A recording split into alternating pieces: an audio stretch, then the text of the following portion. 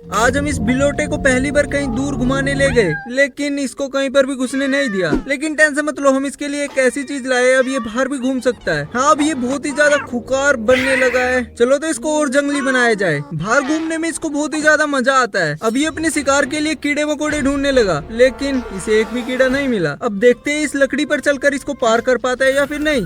हाँ? इसने दूसरी बार में इसको पार कर लिया। अब इससे भी पतली लकड़ी।